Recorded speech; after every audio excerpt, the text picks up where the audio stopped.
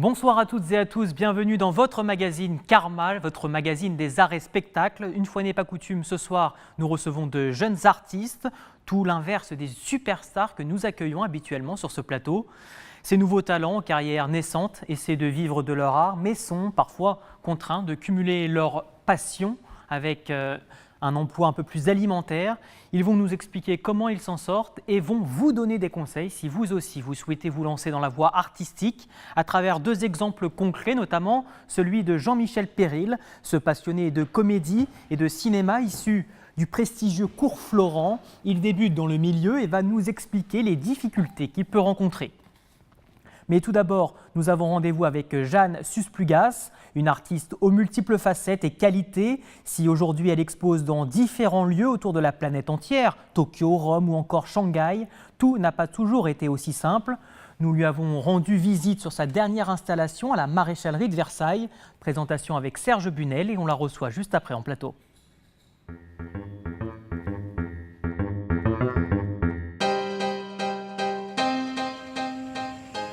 Jeanne Susplugas, je suis artiste depuis un peu plus de 15 ans. Je pense qu'on est tous très créatifs quand on est enfant et la vraie question c'est plutôt pourquoi à un moment donné cette chose-là s'arrête. Je ne me souviens pas qu'il y ait eu une rupture à un moment donné dans une forme de processus créatif. Je n'avais pas du tout l'idée que je deviendrais artiste, même si c'était un fantasme et que je pouvais le dire comme ça, mais j'avais aucune idée de ce qu'était être artiste, quoi. On est ici devant mon installation Flying House, donc une installation monumentale, on peut dire, dans cet espace qui est très singulier, puisqu'il n'est pas si grand que ça, mais il est très haut de plafond. Et le principe de ce centre d'art, c'est de réaliser des œuvres in situ. Et la continuité d'une série de dessins que j'ai débuté en 2013. Et en fait, je demandais aux gens ce qu'ils prendraient s'ils devaient partir dans l'urgence de chez eux, avec l'idée de peut-être jamais y retourner.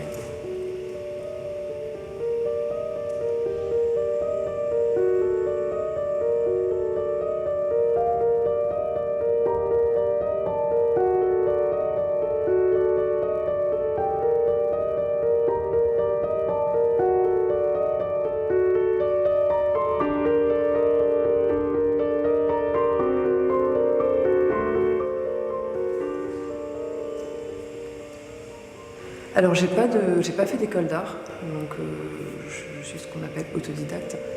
J'arrive à vivre de mon travail, c'est même un peu le moteur, c'est-à-dire que c'est quand même très très touchant, très émouvant pour nous qu'il y ait des gens qui soient prêts à dépenser de l'argent pour acheter notre travail et ensuite qui vivent avec ce travail. Moi je trouve ça assez fascinant d'avoir l'impression qu'il y a une petite part de moi qui rentre chez d'autres personnes. On va dire que le parcours d'un artiste, il ne faut pas se leurrer, hein, c'est très difficile.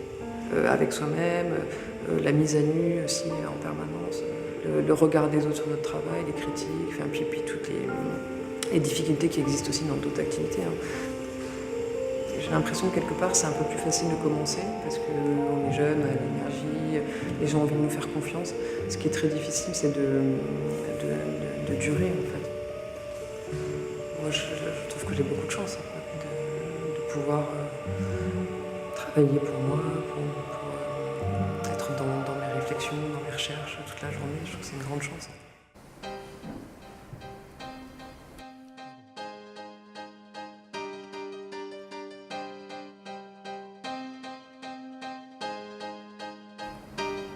Bonsoir Jeanne Susplugas. Bonsoir. Alors, on vous retrouve sur notre plateau. Alors, je le disais tout à l'heure, vous êtes une artiste aux multiples facettes, aussi bien plasticienne, on vient de le voir, que photographe ou encore dessinatrice. Pouvez-vous nous parler rapidement, parce qu'on vient de la découvrir, mais de votre dernière installation à la Maréchalerie de Versailles? Alors, à la Maréchalerie, c'est une installation monumentale qui est en fait la mise en volume d'une série de dessins débutée en 2013 qui s'appelle Flying House. Où en fait ce sont des portraits de gens, je leur demande ce qu'ils prendraient s'ils devaient partir de chez eux dans l'urgence, avec l'idée d'éventuellement ne jamais revenir. Alors, vous exposez un peu partout autour du monde, Berlin, Toronto, la Chine ou encore la Villa Médicis de Rome. J'imagine que tout n'a pas toujours été facile au début de votre carrière en revanche. Non, c'est jamais facile en fait, ça n'a pas été facile au début, mais c'est jamais gagné. Donc non, j'ai eu la chance quand même de pouvoir montrer mon travail tout de suite, et puis c'est vrai en France et à l'étranger, mais avec cette conscience que tout peut s'arrêter du jour au lendemain. Est-ce que c'est compliqué au début, quand on débute en tout cas, de trouver des lieux d'exposition pour pouvoir exposer? Oui, c'est compliqué. Après, les choses se font un peu comme ça. On commence, on va montrer, on va être contacté par une association de quartier, j'en sais rien, un bar, un appartement, et puis chaque projet amène à notre projet. Donc oui, c'est compliqué, mais encore une fois, ça l'est toujours. Comment vous faisiez à vos débuts pour concilier votre passion donc avec la dure loi de la vie? Il faut bien un moment payer ses factures. Vous avez fait quoi? Vous avez pris un petit boulot? Comment ça s'est passé à vos débuts? En fait, ça s'est enchaîné assez vite parce que j'ai fait je faisais mes études et je faisais déjà des expos en même temps. Et en fait, je suis très vite partie en Allemagne, à Berlin. Donc mes débuts ont été peut-être moins compliqués qu'à Paris. À Paris, j'avais un tout petit endroit, hein, bien sûr, que je partageais, c'était vraiment minuscule. Mais à Berlin, j'ai pu tout de suite avoir un atelier, avoir de l'espace, puisque c'était une ville, je suis partie en 98, et c'était une ville qui était quand même bien moins chère que Paris et que beaucoup d'autres villes en Europe ou ailleurs. Vous diriez peut-être que l'accueil à l'étranger, en tout cas à Berlin, est plus facile pour les jeunes artistes, et plus facile de débuter à l'étranger qu'à Paris? Alors non, je ne pense pas que ce soit plus facile. Je pense que c'était à ce moment-là, en 98, cette ville qui explosait un peu dans tous les sens, mais il y avait tellement d'espace que les espaces n'étaient pas chers et c'était surtout facile d'en trouver. Et donc il y a eu quand même, ça a été une sorte de ruée vers l'or. C'est vrai qu'il y a quand même beaucoup d'artistes qui sont venus s'installer, enfin, des artistes du monde entier. Et donc non seulement c'était pas cher de se loger, mais la vie n'était pas chère. Et du coup, c'était une ville assez géniale parce qu'elle était complètement internationale, beaucoup plus que Paris. Maintenant que vous avez une renommée internationale, quel regard vous portez sur l'exposition médiatique des jeunes artistes en France et puis à l'étranger? Il y a une vraie différence? Je ne pense pas qu'il y ait une vraie différence. À chaque époque, il y a peut-être des difficultés ou des choses différentes, mais la dynamique est toujours la même, hein. C'est que la plupart des artistes sortent d'écoles d'art, ou pas, mais enfin la majorité. Et qu'est-ce qu'on fait après l'école? Dans les écoles, ils sont très protégés quand même. Il y a des ateliers, il y a des techniciens, il y a l'équipe pédagogique. Donc ils ont accès à beaucoup de choses. Et moi, je leur dis toujours, quand je fais des workshops ou des interventions dans des écoles, je leur dis toujours, mais surtout pensez à l'après. C'est que du jour au lendemain, ils se retrouvent justement dans une chambre de bonne ou dans un appart partagé sans lieu, sans forcément de moyens de créer, parce que c'est vrai qu'il y a quand même de l'art contemporain, enfin ça dépend quels artistes, mais on utilise beaucoup de médiums, il y a des médiums qui sont très chers. Donc comment faire pour arriver à faire tout ça? C'est ça qui est compliqué. Est-ce qu'il peut y avoir un risque quand on débute d'un découragement de se lancer dans le milieu de l'art? Oui, il peut y avoir un découragement, mais c'est quelque chose qui s'impose à nous. Enfin, je ne sais pas très bien si on fait le choix de devenir artiste ou si c'est toujours des choix et des non-choix. Mais une fois que ça s'est imposé à nous, c'est une question de survie. Le mot est peut-être un peu fort parce qu'on vit en France et que c'est pas...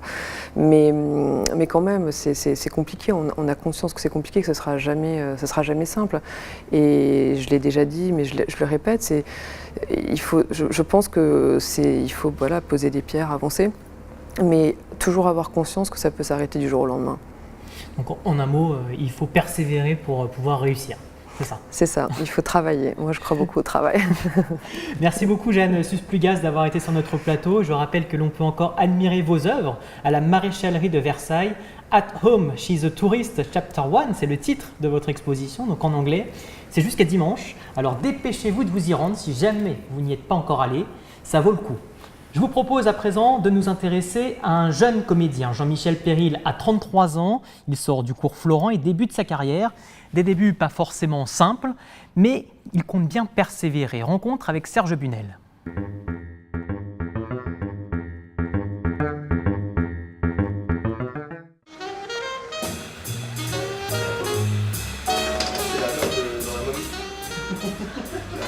Je m'appelle Jean-Michel, j'ai 33 ans et je suis comédien depuis 6 ans. Certains de mes camarades comédiens aujourd'hui qui ont commencé très tôt à faire des stages au lycée, machin, etc. J'avais une envie, mais je pense qu'il y avait beaucoup de timidité. J'ai pas osé dès le départ. J'avais une éducation aussi qui faisait que mes parents tenaient à ce que je fasse des vraies études avec une vraie possibilité de travailler derrière, avec des vrais débouchés. J'ai commencé par faire une fac de droit après le bac, dans le sud de la France, à Aix-en-Provence, pendant 7 ans. Et je me suis spécialisé en droit des médias. J'ai travaillé 2 ans en boîte de production audiovisuelle. Et après avoir été embauché, j'ai décidé de faire les cours Florent en cours du soir, que j'ai fait pendant 1 an. Et j'ai pas pu continuer par la suite, puisque j'ai eu des petits soucis d'argent, j'ai notamment quitté mon boulot, etc. Donc j'ai pas pu continuer les cours Florent.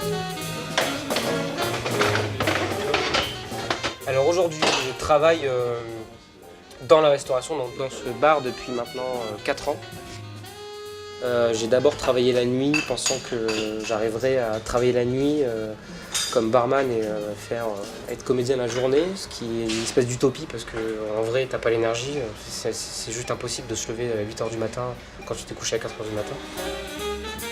Donc finalement, petit à petit, j'ai arrêté de travailler la nuit pour travailler maintenant la journée. Et là, je travaille pas à plein temps, je travaille en 3/4 temps. Donc j'ai 3 jours de repos par semaine qui me permettent de développer un peu des projets à côté.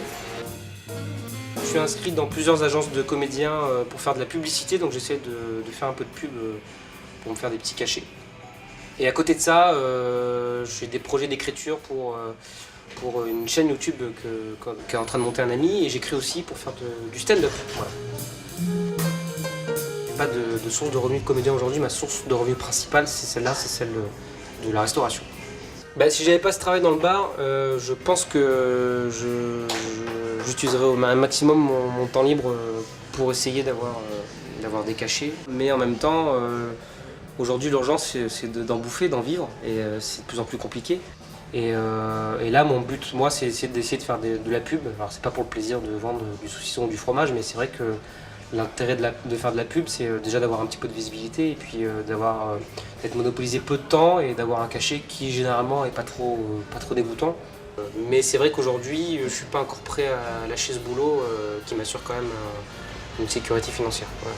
Il n'y a pas de demi-mesure dans ce métier-là. Soit on le fait à plein pot, à plein régime, et on peut se planter, mais c'est le risque à prendre, soit on le fait pas.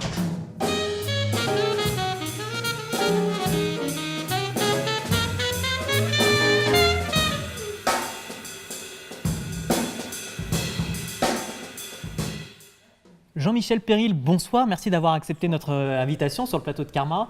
Alors je le disais tout à l'heure aussi, vous êtes un jeune comédien, vous sortez du cours Florent, mais le moins que l'on puisse dire, c'est que les débuts n'ont pas toujours été simples. C'est dû à quoi selon vous ? C'est dû tout simplement au fait que le métier de comédien, c'est un métier qui n'accepte pas la demi-mesure et il faut s'investir à plein temps. Et pour s'investir à plein temps, il faut un peu d'argent aussi, puisqu'au départ on travaille sur des projets qui ne sont pas nécessairement rémunérés. Ça explique pourquoi les débuts peuvent être assez compliqués parfois. Alors, vous souhaitez vous diriger, en tout cas vous semblez vous diriger vers le monde de la pub et celui du one-man show. Pourquoi ? Pour des raisons purement pratiques dans un premier temps. L'intérêt du one-man, du seul en scène d'une manière générale, c'est qu'on peut travailler en grande partie seul et que du coup c'est beaucoup plus simple de se produire seul et ne pas avoir à faire appel à une équipe technique pour, par exemple dans le cadre d'un court-métrage, à une équipe technique, à des figurants, etc. Là, on travaille seul, donc forcément, on optimise son temps libre. Et la pub aussi, pour des raisons pratiques, puisque aujourd'hui, avoir un travail alimentaire et passer des castings pour de la publicité, c'est plutôt facile, puisque la publicité, en moyenne, c'est 2 voire 3 jours de tournage. Et c'est facile de poser 3 jours de repos pour aller faire son tournage à côté. Et puis, généralement, c'est pas trop mal payé. Donc, c'est vraiment des raisons pratiques. Mais le milieu du one-man, aujourd'hui, c'est un milieu qui a une très forte concurrence. Ouais. Ça ne vous fait pas peur ? Ça ne me fait pas peur. Je pense qu'il y a beaucoup de concurrence dans beaucoup de domaines artistiques aujourd'hui. Maintenant, c'est vrai qu'il y a eu un gros boom des jeunes humoristes qui montent sur scène, etc. À partir du moment, je pense, où on fait les choses avec sincérité, avec envie, et voilà, la peur, ça fait partie du métier, en fait. Donc, à partir du moment où on accepte, de toute façon, c'est un métier à risque d'une manière générale, donc ça fait partie du jeu, quoi. Ce boom des jeunes humoristes, justement, ils sont soutenus généralement par des pointures un peu du milieu. Vous n'avez pas de production qui vous soutient. Comment vous vous y prenez pour aller démarcher des salles, etc. Alors, pour l'instant, l'intérêt d'être à Paris, c'est qu'à Paris, il y a beaucoup de théâtres qui organisent ce qu'on appelle des soirées scènes ouvertes, ce qui permet à des jeunes humoristes débutants de présenter leurs sketchs devant un vrai public. Et parmi ces publics-là, bien souvent, il y a des directeurs de salles, il y a des producteurs qui cherchent un petit peu les nouveaux talents. Donc c'est une vitrine assez intéressante et ça permet de se faire des contacts. Donc étape par étape, step by step. Exactement. Alors on l'a vu dans le sujet de Serge Bunel, vous êtes obligé de travailler dans un café pour subvenir à vos besoins. Une question plutôt simple. Est-ce que vous pensez qu'aujourd'hui les jeunes artistes ne sont pas assez soutenus? On soutient, d'un point de vue financier en tout cas, il existe des aides, mais c'est des aides qui sont déjà destinées aux professionnels en fait. Pour se lancer, c'est toujours très compliqué. Les acteurs qui tournent déjà régulièrement, effectivement, ont des aides, etc. C'est de la même manière pour les réalisateurs et compagnie. Ils ont des comptes au CNC qui sont générés automatiquement à partir du moment où ils ont fait des bons films et qui ont généré de l'entrée. Mais aujourd'hui, pour les jeunes comédiens, les jeunes réalisateurs, etc., il n'existe pas véritablement d'aide. La difficulté est là, c'est qu'il faut bien savoir s'entourer et puis persévérer évidemment et surtout faire ce métier-là pour les bonnes raisons et pas simplement pour faire du buzz, du clic ou signer des autographes, quoi. Ok, et juste une dernière question et en un mot, je vous demanderai de répondre rapidement. Il n'y a pas de sentiment de découragement qui rentre chez vous? Si, mais de la même manière que la peur, ça en fait partie et il faut l'accepter, ça fait partie du boulot. Bon, mais on vous souhaite en tout cas plein de réussite. Merci beaucoup d'avoir accepté notre invitation pour parler de ces difficultés rencontrées par les jeunes artistes. Cette émission est désormais terminée. Merci à vous pour votre fidélité. Merci également à nos deux invités. Donc, il y avait Jean-Michel Péril et Jeanne Susplugas. Merci aussi à toutes les équipes techniques sans qui cette émission ne pourrait pas se faire. La semaine prochaine, on vous propose un numéro exceptionnel en vous emmenant à la découverte des coulisses de la comédie musicale Les Trois Mousquetaires, inspiré de l'œuvre d'Alexandre Dumas à travers des rencontres avec des musiciens, des chanteurs, des danseurs, bref, un numéro à ne surtout pas manquer. Bonne soirée à toutes et à tous en notre compagnie.